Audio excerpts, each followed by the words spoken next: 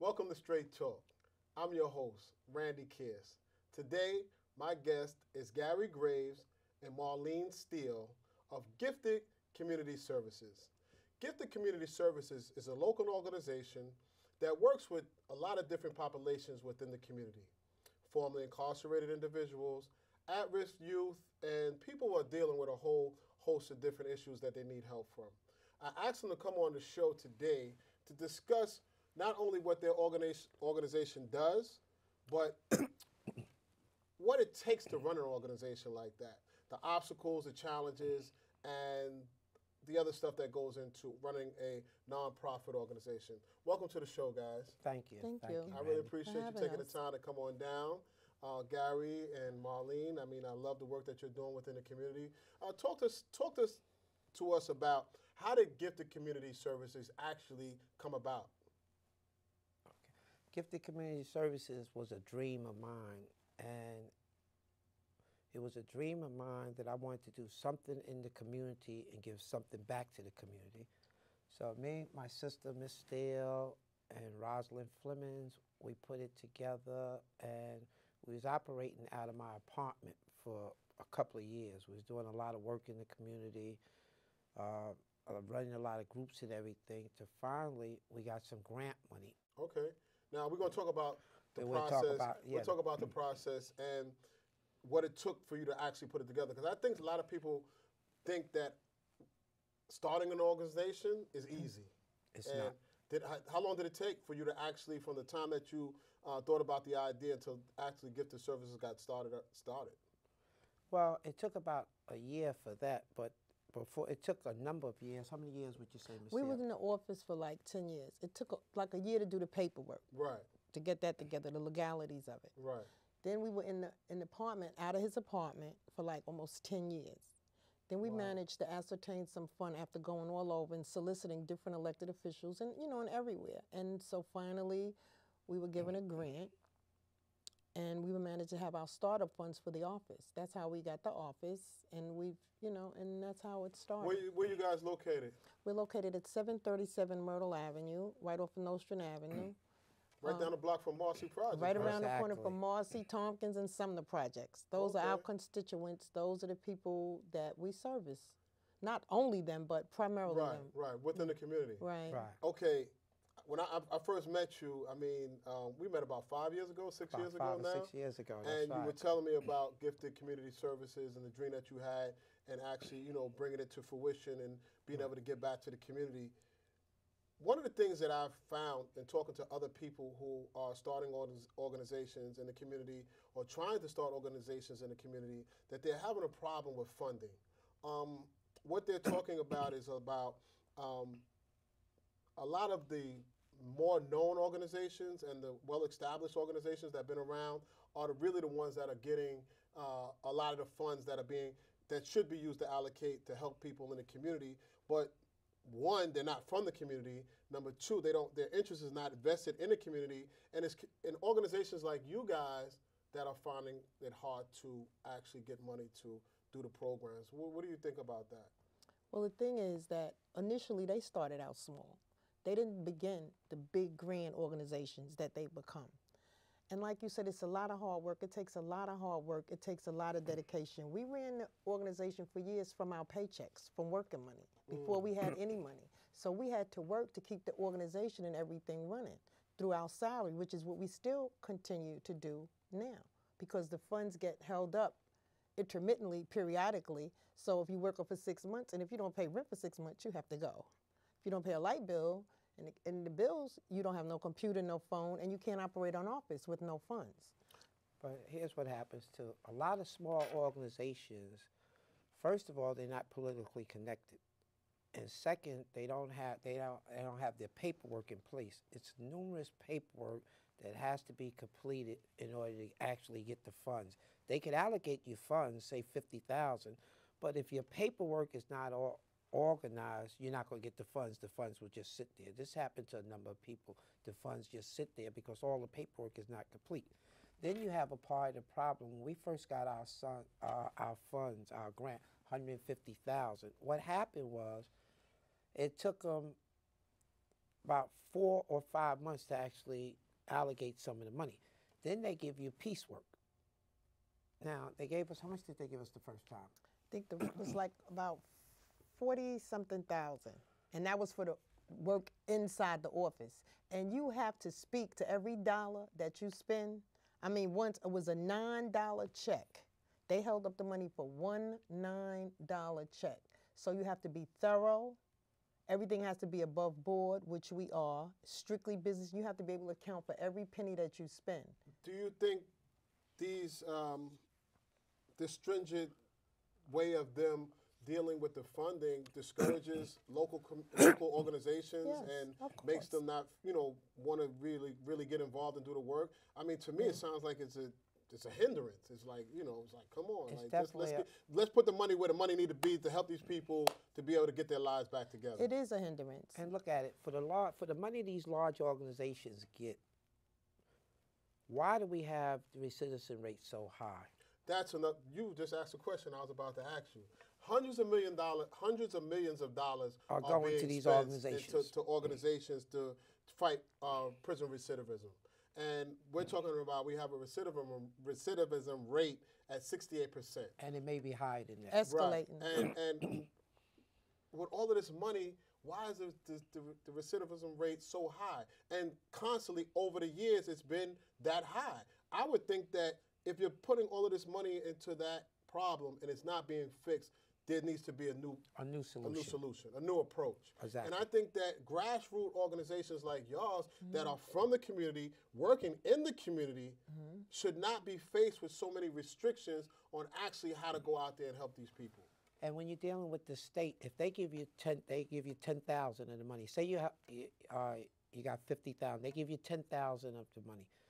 Now, when you spend the 10,000, they want you to spend every penny, send all the receipts in before you get any more money.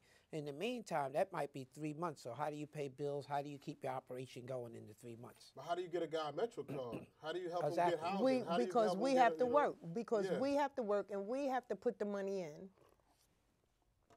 And that's how we keep the organizations going. Most people aren't able to do that, but since it's 3 of us, and we work and scrimp and beg and have fun and do whatever we can to get money. I mean, it's nothing. We have fundraisers and we're going to let you know when we're going to have another one. Okay. Just like when we did our toy drive. Yeah, I was going to ask you about that. We did a toy drive, in conjunction with Checkmate Entertainment, and we did a toy giveaway at the office, and it was just so wonderful because you'd be surprised how many kids don't have Christmas, And we just want to change because the dynamics of the whole neighborhood is changing. Gentrification is coming. So what we want to do now is educate the kids in the community. It's a large Jewish population in our area, Hasidic Jewish population. It's a lot of black people in the neighborhood, and they don't understand each other, and it's always strife. So our goal is to educate the people on our different customs, our histories, so they'll have a better understanding and respect of one another. Because it's very important. If you're going to live together, you have to get along together. Absolutely. Exactly. Well, we're going to take a break. Okay. And we're going to come back and we're going to talk about more things that Gifted Community Services is What we're doing, doing, and the exactly. politics of it, and hopefully that we'll be able to come up with some solutions and some answers to this problem of not getting the resources that you guys need to make it Exactly. happen. Exactly. All right? Okay. All right. We'll be right back. You're watching Straight Talk. Christmas comes a little early this year for kids in Brooklyn's Marcy houses. 250 kids received gifts as part of the second annual toy giveaway put on by Gifted Community Services. Each child received 2 toys and a $20 gift certificate to Toys R Us. The kids were excited to put that money to good use. I'm thankful, and I'm gonna go and buy what I want. And we're focusing on the NYCHA children because people have a tendency to forget about NYCHA children. And they're just as important, if not more so, than the rest of the kids in the boroughs and the community. That's right. Now, organizers hope the event is even bigger next year. Welcome back to Straight Talk. I'm your host, Randy Kearse. We're sitting here talking to Gary Graves and Marlene Steele, CEOs of Gifted Community Services. Off camera, when we went to break, we just had this emotional moment that you guys won't be able to see because we weren't taping it, unfortunately.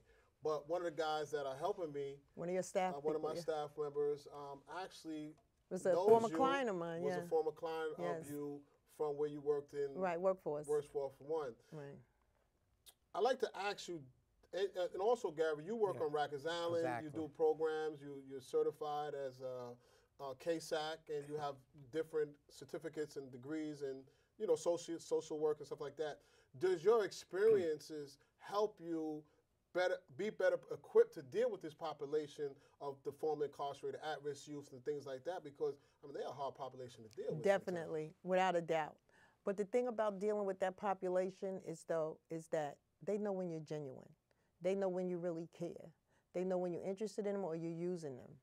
So they know that we genuinely, really, really care about them. And you deal with people differently. And the whole dynamics become differently and positive once they get to trust you and know that, So they trust us. Gary and I have no problems with our population. They love us too much. They stay in our office. They want to come all the time. But like I said, when you're genuine with people and you keep it real and they know that you genuinely care from your heart. That's right. No, that's true. like more than 50% of it right there. But even more so, we come from the street ourselves. And we changed our game around. I went back to school, got my master's degree and everything. We changed our game around. So we know what it takes for a guy to make a smooth transition from the prison to the street. We know what it takes. We know the work that has to be put in, not only from the individual, but the city has to do more than what they're doing. All this money being allocated, our recidivism rate should have been dropped half. It hasn't. No, I agree with you 100%. You're talking about just the other day I was reading in the newspaper, one organization recently got a piece of $100 million grant from the federal government, whatever like that. And I'm saying but the recidivism rate is still high. You know why? Because it's profitable. It's big business. It's money. You got them privatizing jails. They don't really want to stop recidivism because if they wanted to stop recidivism, they might not necessarily stop at 100%, but it could be brought to such a minuscule amount that it wouldn't be that much. But it's too much money involved in it. If people stop going to prison, then you got to think about the prisons. Then you got to think about the legal departments. Then you got to think about everyone that gets paid from people going to prison. So you have to look at the whole picture in its totality. It's not just about someone committing a crime and going to jail and you go to jail and you get out. It's big money in keeping people in prison. So they're not really trying to look for a solution to this situation. So basically, not a long-term solution. Not a long-term solution. Exactly. Right. Then they're not. So what do we do from our standpoint, local organizations like you and people like me who have a voice to be able to make hopefully to encourage some changes? What do we do in order to have a major impact on the issues that we're talking about on recidivism?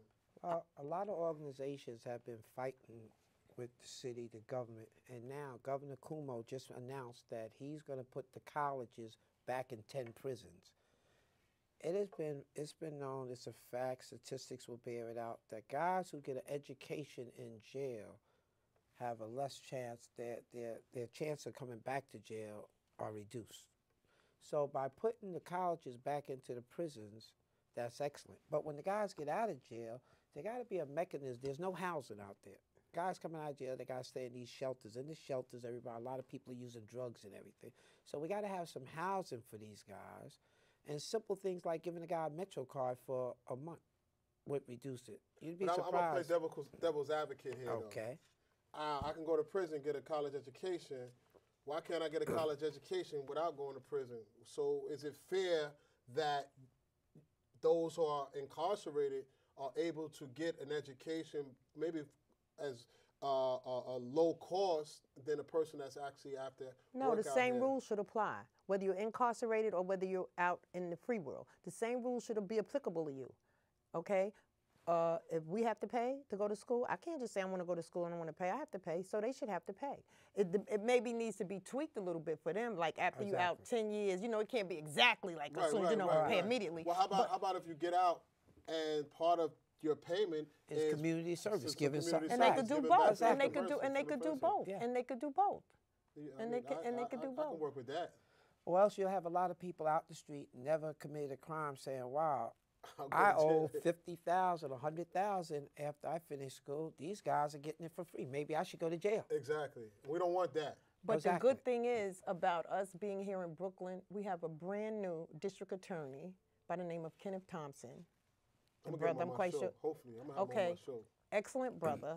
He's going to do some great things for the community. And I've sat down and had several conversations with him, Okay. and I know that he's not just concerned about locking people up, okay? Because he came from a single parent household. He knows how it is to come from the projects. He knows what it's like, you know. He can't stop everyone from going to jail, but you have to give someone an alternative sometime and give them a choice. And that's what's wrong with our young people. They don't feel like they have a choice. They don't feel like they have an alternative. It's Okay. like this or die. Okay, I get out of jail, prison. I got a bus ticket back to New York. And got $45. $45. I come knock on Gifted Community Services doors. What can I expect? You could expect us to do an intake. We're going to sit down and talk to you, and we're going to find out what your needs are and what we have to help you with. What's a priority? What's secondary? Do you have some place to stay? Then we'll help you with getting housing, get you shelter, help you, you know, getting the basics. Some people come out, they have a start. Some people have some place to stay, but it's so many people that don't have any place to stay. And if you've been locked up 15, 20 years and you come out here, it's a whole different world out here. Absolutely. Are you associated with or aligned with any faith-based? No, not at this point. Not specifically with a faith-based organization. No. Okay. Now, what do you think? What do you see Gifted Community Services for 5 years? What is your long-term projects? Like, what do you see your Our long-term goal? Yeah, long-term In 5 goals. years, our long-term goal is to have a large building and to be able to Exactly. service a lot more people, to get some attention brought to the people that the formerly incarcerated individuals that are coming out, okay? In addition to that piece, what we would like to, when we get this building, we want to have rooms so a guy can have a decent room, not in a shelter where they're using drugs and everything. A guy can have a decent room. We give him the room free of charge. We give him a Metro card for a month, and we help him network to get him some kind of job or something like that. A lot of guys come back to jail simply staying in shelters, everybody's getting high. So when they get frustrated, the first thing they do, everybody around them getting high, they start getting high. They need a drug-free environment. And a Number support one. system. See, that's A support important. system. Very we have important. meetings, groups, and everything, so we talk about the issues that they're going to be facing. Because a lot of guys don't realize a lot of the issues that they're going to be facing when they hit the street. Okay. And in their mind, they thinking, I'm gonna come back out and get rich again. Exactly. You understand? They Not wasn't rich knowing. before they Look, look. But they're thinking like They that. think like that, They you thought know. they was rich But that's before what they I'm went, saying. yeah, but- They thought pattern, their thought process, and their way of thinking is off. See, when you learn better and you get educated better, you do better, you produce Exactly. better. So, and really, they don't know no better. And sometimes you just can't fault the person if they don't know. No, you're You know, if absolutely you right. ask me to build a bar, I tell you, I don't know how to do that. You can't get upset with me because I don't know, but you have to ask. And then a lot of brothers, you know, like when you was going back to put the education in school, a lot of brothers, they're not going to go to school. They're not going to go, a lot of them. They don't want nobody to know. A lot of them, they don't even want to go get work for their GED. They don't want people to know that they can't, that they are literate, that they can't read and write. It's an embarrassment. So all of that, the mentality of that needs to change. That is no that's what shame in from We're groups. gonna come back to that. We're gonna take a break. We're Okay. gonna come back to that, and Right. we're gonna talk about that mentality because that's one of the things that a lot of times even the best laid programs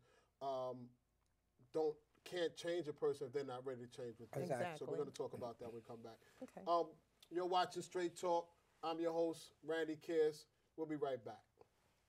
Welcome back to Straight Talk. I'm your host, Randy Kearse. We're talking to Gary Graves and Marlene Steele, CEOs of Gifted Community Services. Before we went to the break, we were talking about the mentality that a lot of times people have. And even with the best laid programs and even some of the most best laid resources, if a person is not ready mentally, a lot of times those efforts are useless. How do we change the mentality Through of group people? therapy and through a conversation. Gary is a psychotherapist, okay?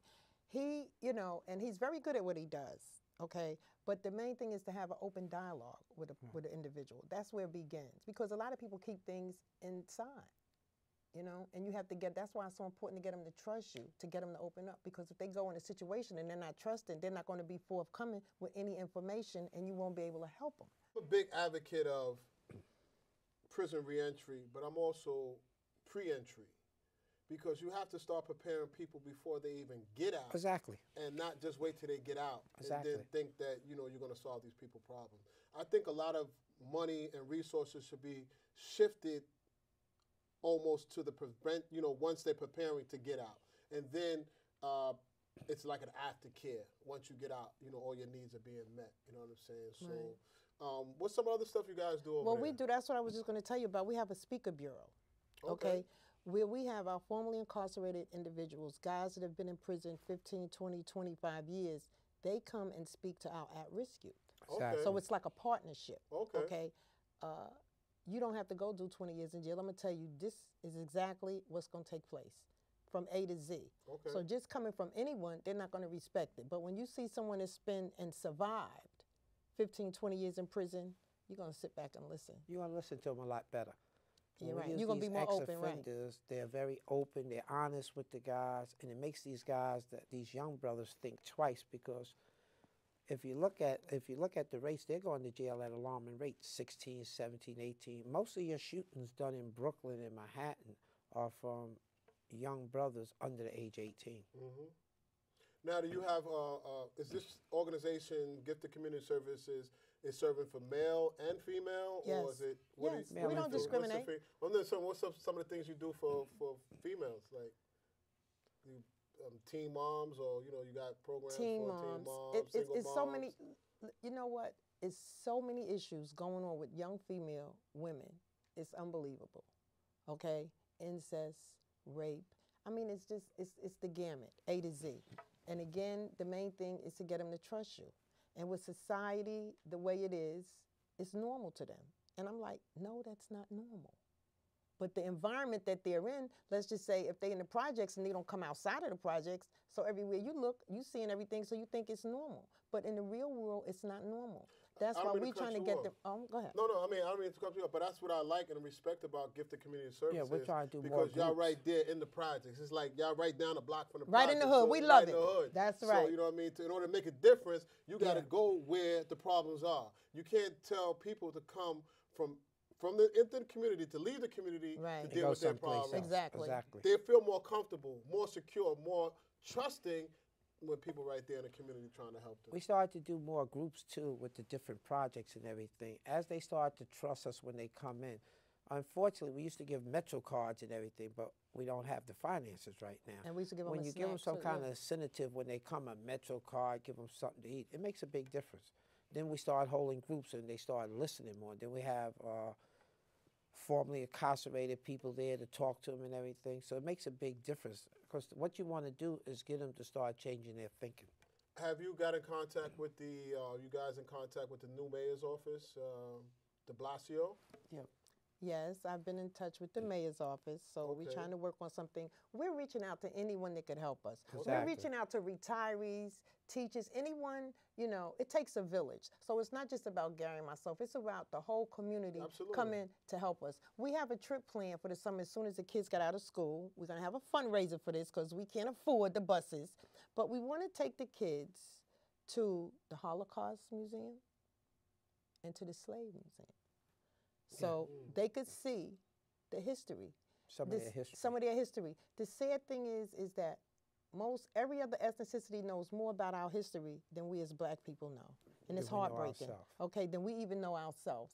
We don't even know where we came from. So until we know where we came from and our true self-worth, we're going to always feel we're nothing and we're not worth anything. So we want to take them and show them, take them out of New York, take them out of Brooklyn, let them see something, because travel is one of the best educations you can get, to go absolutely. travel the Exactly. world and see how other people live. Exactly. So we, that's one of our, immediate goals to do, is to take the kids on a trip, and some, young adults, Right. and just let them see that it's a different world from out the projects, Okay. And once again, let me say this. For the money these large organizations are getting, on our level, you don't see no work being done. No, I came through an Yeah, organization. you don't see the work being I'm done. not gonna Throw them under the blast bus, them out right? there. I ain't gonna blast them out there, but after doing 13 and a half years of incarceration, I came home and I went to an organization within New York, Right. and I found my own job. Yeah. You know what I'm saying? Right. Because when I went there, all I could see is they were more interested in having a record of my Paperwork. attendance Numbers. than actually helping me. Yeah. And I mean, I would just sit there all day and actually just hang out. And I'm saying like, yo, nah, I need a job. Exactly. I need some help. But you know what, Randy? That's why the laws need to get changed. That's another thing that I'm focusing on. We're also starting a Young Democrats Club. Okay. Young people need to become involved in politics because more politics Mm-hmm. politics has to do with everything you breathe, touch, see, everything. It's not nothing that goes on in your day that doesn't have some kind of way that's not connected with politics. Mm-hmm. Okay, they need to get involved in politics and start holding the electeds accountable. Exactly. You know, for things that they promise and that they don't deliver, or they just want to get reelected. You have to look at that. You have to look at the politicians that come out all the time, and then you have to look at the ones that only come out during primary and election time. And that's why I kind of started this show, because a lot of times you see people doing things and they're, like you said, they're promising, or they show up when Exactly. there's a photo op and, you know, something happens and they want to make a headline for themselves, but actually delivering what they promised to our community, we always get shortchanged. Always. We always get shortchanged. Exactly. So at the end of the day, if there's hundreds of millions of dollars going into whatever issue that needs to be fixed in our community, then the bulk of that money should be going actually into the community. For And the not people like outside you of the guys community. that are Exactly. doing the work in the community on the ground. I just was on Facebook the other day, and a friend of mine who had an organization in Queens, she's talking about she had to downsize her staff Yeah. because she couldn't get funding to continue to running the Exactly. program on full tilt. Now it takes over $200,000 to keep a young person incarcerated yearly, maybe 2 or 3 years. I forgot what the statistics are. But her program, you don't need $12,000 to run her program per Exactly. participant. But that's a goal, and I want to go to Congress with it. You know, it costs you more to lock them up. Why can't you just give them a job? I mean, that's the politics of it and the money part of it, where it's big business. And that's why they need to change the allocation of money. Like you said, the smaller agencies like Gifted Community Services, they can see our work. We've been cited by a number of politicians, proclamations all over our office, but yet we're not getting the funding. And that's a major problem. Yeah. Not only for our organization, but I've talked to a number of guys with organizations and everything, and it's the same problem. This is synthetic all through New York. Yeah. That the small programs that's actually in the community doing the work are not getting funded. They got to scuffle for their funding. They got to run around, and they're just not being funded properly. But I really want to thank you guys for the work that you do, and I commend you because I know it's not easy. Not at I know all. it's not easy dealing with the bureaucracy that it takes to have a program like yours. I know it's not easy all the time dealing with the population that you're trying to help. Right. And I mean, I know like sometimes y'all probably go to bed just scratching your head, like, you know. Yeah. So But never give it up. yeah, just stay in the fight. Yeah. All right. Listen, thank you for coming on the show, Thank you, Gary. Randy, for having us and everything. Appreciate it. Marlene, thank you Thank very you for much having us coming so on the show, much. and I look forward to having you guys back and to keep abreast on what Gifted Community Service is doing. If you have any events coming up, feel free to tell the people about it, and you know where they can find you We'll at. definitely be letting you know. We and definitely everything. will let you know. Okay, tell them where they can find you. You can find us at Gifted Community Services, 737 Myrtle Avenue. We're at storefront. It's the cross streets of Nostrand and Sanford Avenues in Brooklyn, right around the corner from Marcy Projects. Thank you very much. Thank you. Ladies and gentlemen, you've been watching another episode of Straight Talk with Randy Kearse.